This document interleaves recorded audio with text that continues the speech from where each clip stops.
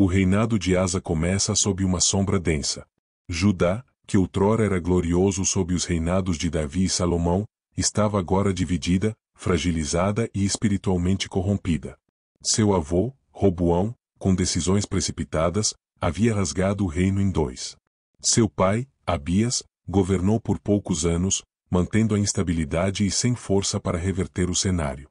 Quando Asa assume o trono, ainda jovem, encontra uma nação despedaçada, não apenas politicamente, mas principalmente na alma. O povo havia se afastado do Deus de seus pais. Altares a Baal e a Zerá se espalhavam pelas colinas e cidades. Incensos subiam, mas não para o Deus de Israel. Postes sagrados, estátuas pagãs, sacrifícios profanos, tudo fazia parte da nova rotina de Judá. Até mesmo Jerusalém, a cidade santa, parecia irreconhecível. Asa caminha pelas ruas e observa. Vê sacerdotes divididos entre a verdade e a conveniência. Vê famílias que um dia louvavam a Deus agora adorando imagens esculpidas. E dentro de seu próprio palácio, uma figura simbolizava essa decadência. Maaca, sua avó, rainha-mãe, mantinha um ídolo obsceno dentro de um lugar sagrado. E Asa fez o que era bom e reto perante o Senhor, seu Deus. 2 Crônicas 14:2, mas naquele momento inicial, Asa ainda era só um jovem, recém-chegado ao trono, cercado por forças políticas poderosas, por tradições corrompidas e por uma população dividida entre fé e paganismo. Ele poderia ter seguido o fluxo. Poderia ter sido mais um rei que mantinha as aparências, fingindo neutralidade para não perder apoio. Afinal, mexer com religião era mexer com o coração das pessoas, e com os bolsos dos poderosos. Mas Asa sentia uma inquietação. Algo dentro dele gritava por mudança. E não qualquer mudança superficial, ele sabia que precisava de uma reforma profunda. A pergunta que ecoava era: por onde começar? Antes de qualquer decreto real, Asa precisou encarar a realidade espiritual de Judá, e ela era brutal. A idolatria não era algo recente. Estava infiltrada há gerações. Era aceita, praticada, defendida. Muitos nem sabiam mais diferenciar a verdadeira fé da religião misturada aos costumes das nações vizinhas. Baal, Azerá, Moloque, eram nomes comuns nos lábios do povo. O que havia começado como pequenas concessões agora se tornará o normal. E o que acontece com um povo quando o sagrado é banalizado? Eles perdem o senso do eterno. Judá havia deixado de ser um povo separado para se tornar apenas mais um entre tantos. E sem a presença de Deus, a paz era uma ilusão distante. Asa sabia que a reconstrução de Judá não começaria por fortificações nem por tratados políticos. Começaria no coração da nação. E isso significava tocar onde ninguém antes havia ousado, na idolatria institucionalizada. Ele não podia mais fechar os olhos. O povo caminhava por ruas que levavam ao templo, mas seus corações pertenciam a outros deuses. Quantas vezes nós também caminhamos por rotinas religiosas, mas com o coração longe de Deus? Era hora de agir. Mas ele sabia que isso teria um preço.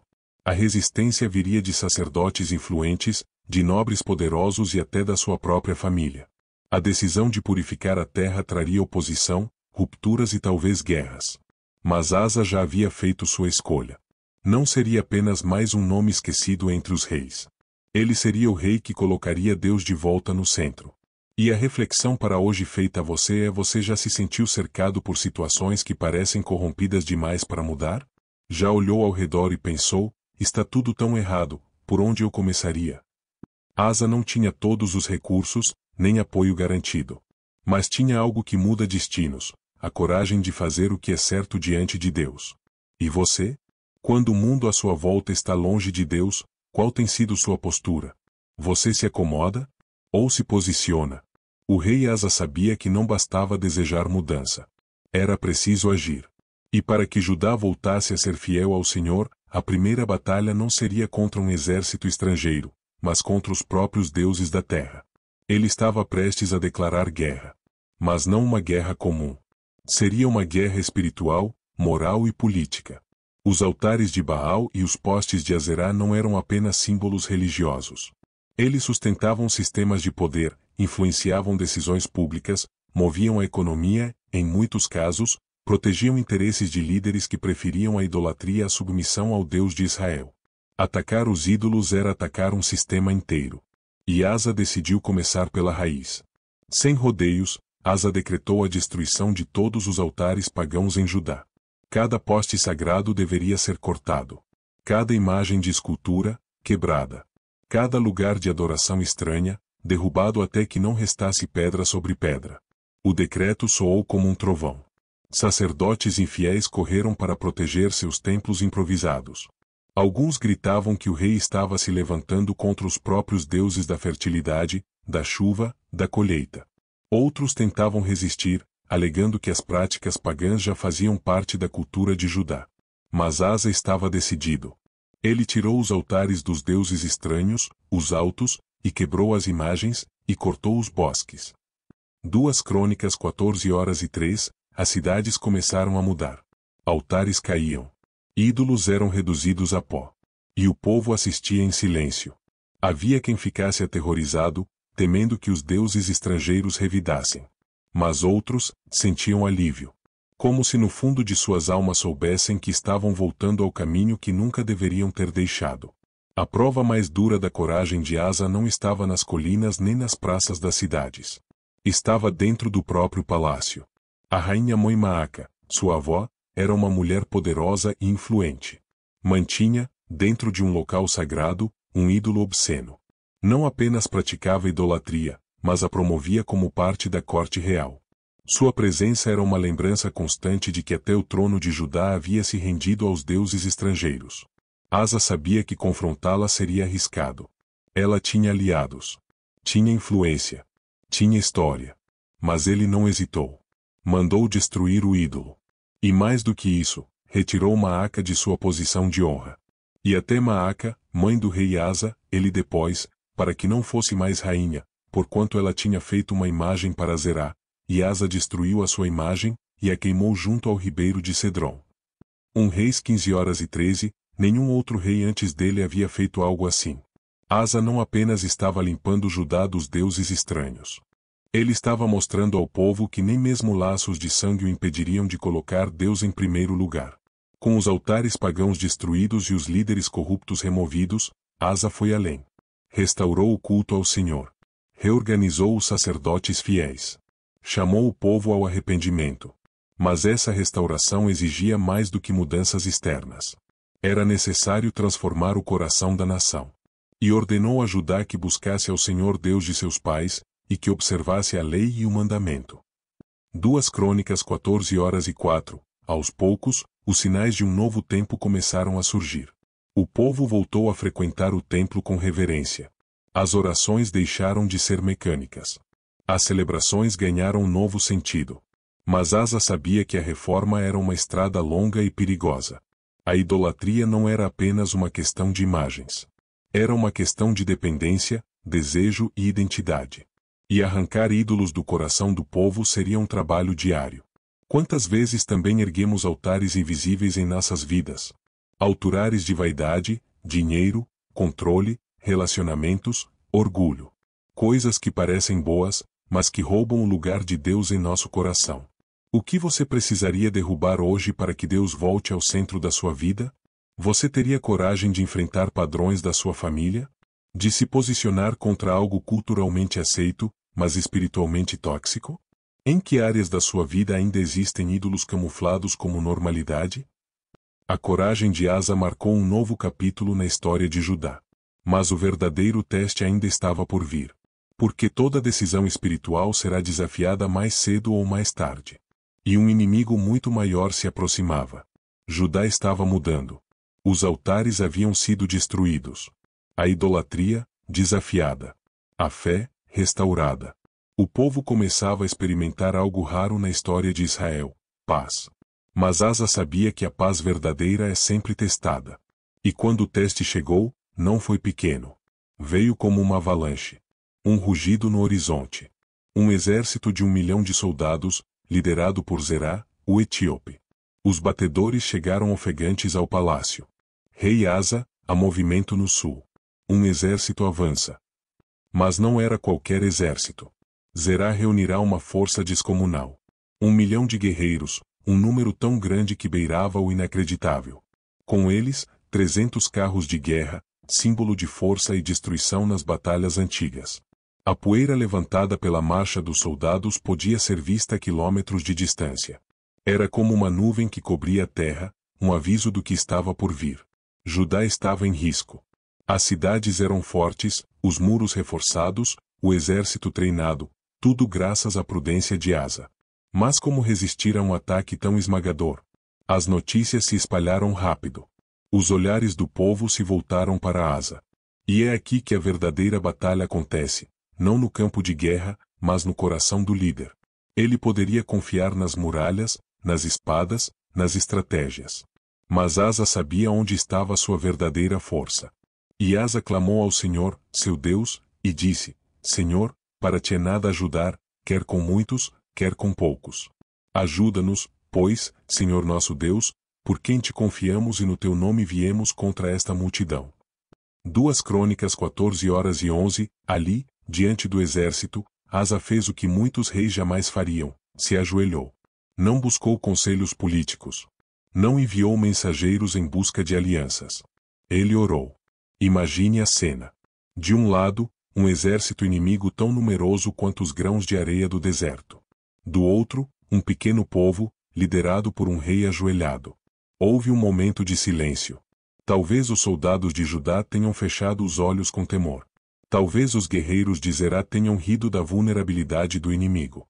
Mas naquele silêncio, o céu se moveu. A oração de Asa não foi ignorada. Deus, o mesmo que ouviu Elias no monte, Moisés no deserto e Ana no templo, ouviu Asa no campo de batalha. A Bíblia não descreve todos os detalhes, mas deixa claro: o Senhor feriu os etíopes diante de Asa e Judá. E o Senhor feriu os etíopes diante de Asa e diante de Judá, e os etíopes fugiram. 2 Crônicas 14h12, confusão se espalhou entre os inimigos. Medo, desorganização, pânico. O exército de 1 milhão começou a ruir sem que Judá precisasse mover uma espada. Quando Asa deu a ordem de ataque, os homens avançaram com coragem, mas já não era uma batalha, era uma caça aos destroços de um inimigo derrotado por Deus. Zerá fugiu. Seus soldados caíram no deserto. Nenhum deles resistiu. O que aconteceu naquele dia se tornaria uma das histórias mais impressionantes da história de Judá. Um rei que começou seu reinado purificando o coração da nação. Agora testemunhava a glória de um Deus que luta pelo seu povo.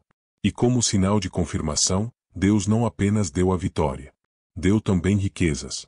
E feriram todas as cidades ao redor de Gerar, porque o temor do Senhor caiu sobre elas, e tomaram grande despojo. 2 Crônicas 14h14, o povo voltou para Jerusalém em triunfo, carregando ouro, prata, provisões. Mas mais do que isso, carregando a certeza de que Deus estava com eles. Qual é o seu Zerá?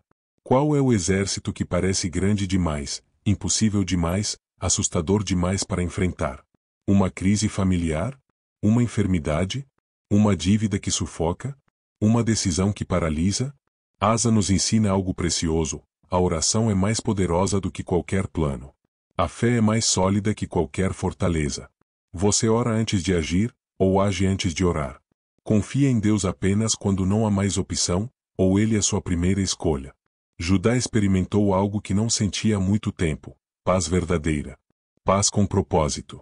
Paz como recompensa da fé. Mas Asa sabia: a vitória mais perigosa é aquela que vem sem dor. Porque é fácil esquecer de Deus quando tudo vai bem. Por isso, ao retornar a Jerusalém, algo o aguardava no caminho. Um profeta. Com palavras que ecoariam como alerta para os próximos anos. O campo de batalha agora estava vazio. Os corpos do inimigo jaziam no deserto. As riquezas, espalhadas pelos carros abandonados, eram recolhidas pelos soldados de Judá.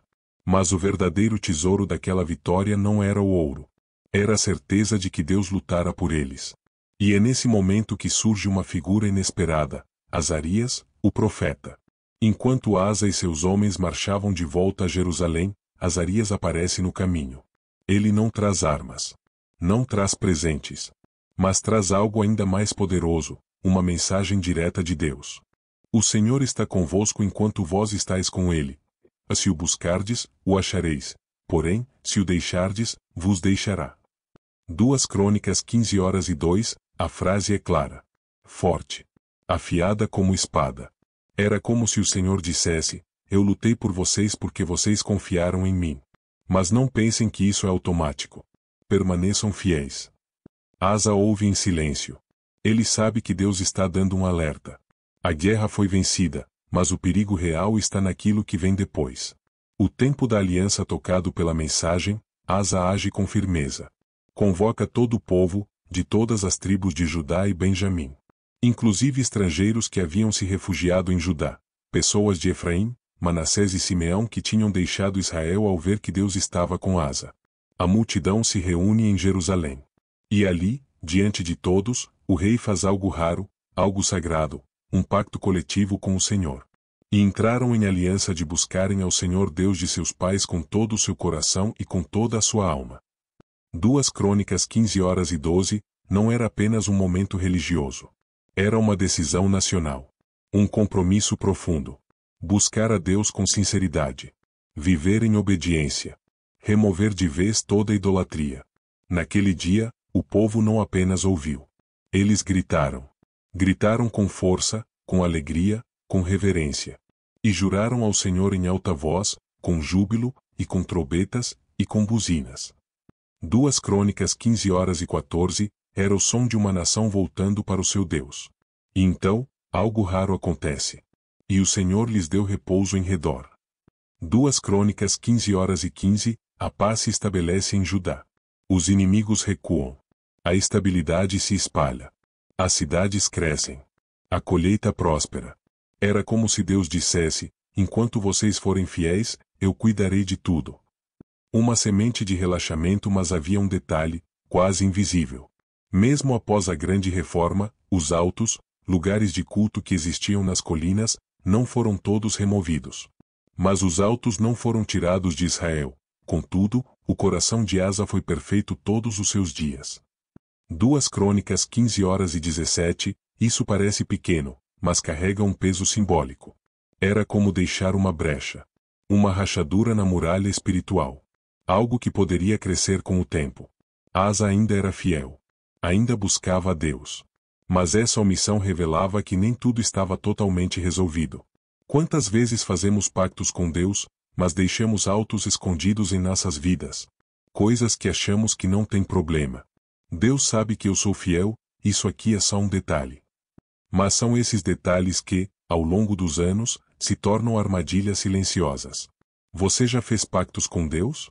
Está vivendo como quem firmou um compromisso com Ele? Ou tem deixado pequenos altos intocados? Os anos seguintes foram de ouro para Judá. As cidades prosperavam. O comércio florescia. A paz reinava. E Asa, respeitado por todos, era lembrado como o rei que restaurou a fé da nação. Mas é justamente nos tempos de paz que o coração humano mais corre perigo. Não há guerra. Não há ameaça. Não há urgência. E com o tempo, a dependência de Deus vai dando lugar à autoconfiança. Sem perceber, Asa começa a mudar. A glória de Asa estava no auge. Mas sua vigilância espiritual começava a baixar. Ele ainda era um rei fiel. Ainda buscava o Senhor. Mas o coração já não pulsava com a mesma urgência de antes. Os anos haviam passado. Asa, agora mais velho e consolidado como líder, governava um Judá próspero e seguro. As cidades estavam fortificadas. O povo vivia com fartura. E o nome de Asa era respeitado em toda a região. Mas, com a paz, veio também a acomodação. A vigilância espiritual, antes tão intensa, começou a relaxar. E o coração, antes tão firme em Deus, começou a buscar segurança em outros lugares. O problema agora não vinha do sul, como antes. Não era um exército etíope, nem uma força estrangeira desconhecida. A ameaça vinha de um irmão distante, Israel, o reino do norte, liderado por Baasa. Baasa, incomodado com o crescimento e a estabilidade de Judá, decidiu agir. Começou a fortificar a cidade de Ramá, bem na fronteira entre os dois reinos. Ramá era estratégica. Controlava o fluxo de mercadorias, de pessoas, de alianças. Era como uma faca pressionada contra a garganta de Judá. Se Baasa concluísse sua construção, poderia sufocar Judá lentamente, sem derramar uma gota de sangue. Diante dessa ameaça, Asa teve a chance de repetir o que havia feito no passado. Ele poderia ter clamado. Poderia ter se ajoelhado. Poderia ter convocado o povo à oração. Mas dessa vez, ele não orou. Seu olhar se voltou não para o céu, mas para os cofres. Então Asa tomou a prata e o ouro dos tesouros da casa do Senhor e da casa do rei, e enviou a Ben-Hadad, rei da Síria. 2 Crônicas 16:2. A proposta era clara: rompa sua aliança com Israel e una-se a mim. Ajude-me a forçar Baasa a recuar. Era uma jogada política brilhante. E funcionou. Ben-Hadad aceitou o suborno. Atacou as cidades de Israel. Baasa recuou e abandonou Ramá. Asa tomou as pedras da construção e as usou para fortalecer outras cidades em Judá. Aos olhos do povo, um golpe de mestre. Sem guerra. Sem sangue. Com inteligência. Mas aos olhos de Deus, um erro grave. Logo depois da vitória, Hanani, o vidente, entra no palácio. Ele não traz elogios. Não exalta a estratégia. Não celebra o sucesso político. Ele confronta Asa com palavras duras: por que confiaste no rei da Síria e não no Senhor teu Deus? Daqui em diante terás guerras. 2 Crônicas 16:7-9. Hanani relembra Asa da guerra contra os etíopes, quando ele confiou em Deus e foi vitorioso. Agora, ele mostra que Asa havia trocado fé por diplomacia, dependência por controle. Asa, o mesmo que um dia se humilhou diante do Senhor, agora não aceita ser corrigido. Então Asa se indignou contra o vidente e o lançou na prisão. 2 Crônicas 16:10. O rei endureceu o coração. A recusa em ouvir o profeta não foi um ato isolado. Foi o fruto de uma mudança lenta e sutil. Aquela pequena brecha deixada no passado, agora se transformava em obstinação. Asa havia se tornado um rei mais racional, mais político, mais experiente. Mas também mais autossuficiente. Mais fechado à correção. Mais distante da sensibilidade espiritual que o guiou em seus primeiros anos. A paz, o sucesso, o prestígio, tudo isso o havia enfraquecido por dentro. O rei que um dia havia clamado diante de 1 milhão de inimigos, agora confiava em acordos políticos. O homem que destruiu os ídolos do povo agora recusava ouvir a repreensão de um profeta. A jornada de fé de Asa não havia terminado, mas começava a se inclinar para um caminho perigoso. No capítulo 6, veremos os últimos anos do rei. A enfermidade que o atingiu. A falta de clamor. E como, mesmo um líder de fé, pode terminar sua corrida sem renovar sua dependência de Deus. E o tempo passou. E Asa já não era o jovem rei inflamado que um dia derrubou ídolos, enfrentou exércitos e se ajoelhou diante de Deus em oração. Seu nome ainda era lembrado com respeito. As cidades continuavam fortificadas. O povo seguia vivendo em paz. Mas algo havia mudado. E não era apenas o corpo que agora começava a sentir o peso dos anos. Era o coração. Num determinado momento de sua velhice, Asa começou a sentir dores nos pés. No início, era algo pequeno, incômodo. Mas com o passar dos meses, a enfermidade se agravou. Os médicos foram chamados. Tratamentos aplicados. Remédios testados. Mas nada funcionava. No 39º ano do seu reinado, Asa adoeceu dos pés. A sua doença era em extremo grave. 2 Crônicas 16:12. O que mais impressiona não é a gravidade da enfermidade, mas a postura do rei. Contudo, na sua doença não buscou ao Senhor, mas aos médicos. 2 Crônicas 16:12. Aquele que outrora clamou em meio à guerra. Agora sofria em silêncio, sem levantar uma só oração. Não que buscar médicos fosse errado. Mas Asa, antes, confiava primeiro em Deus. Agora, ele nem sequer era lembrado. Não há registro de orações. Não há jejum. Não há clamor. A doença foi apenas o reflexo de algo mais profundo, um coração que se afastou, sem barulho. Porque nem toda queda espiritual é visível. Às vezes, ela acontece em silêncio, no esquecimento, na negligência da fé, na substituição sutil da confiança em Deus pela confiança em si mesmo. 2 anos se passaram desde o início da doença. As dores continuaram. O coração não voltou. Até que o dia chegou. E Asa dormiu com seus pais, e morreu no 41º ano do seu reinado. 2 Crônicas 16:13. Ele foi sepultado com honra. Recebeu reconhecimento. O povo lamentou sua partida. Afinal, Asa havia dado a Judá muitos anos de estabilidade, vitórias e reforma. Mas para quem conhece sua história por completo, a morte de Asa deixa um gosto amargo. Asa nos ensina que um bom começo não garante um bom fim. A fé não é um troféu do passado, ela precisa ser renovada a cada dia. Até os mais fiéis podem se perder quando deixam de depender do Senhor. Às vezes, o maior perigo não está na guerra declarada, mas na calma que adormece a alma. Você ainda depende de Deus como antes? Ou tem confiado mais na sua força, nas suas estratégias, nos seus próprios recursos? Você ainda tem um coração ensinável? Ou, como Asa, começou a rejeitar as correções que antes recebia com humildade? O maior milagre de Asa não foi a vitória sobre 1 milhão de soldados. Foi a fé com que ele orou antes da batalha. Você pode estar enfrentando batalhas hoje. Talvez externas. Talvez internas.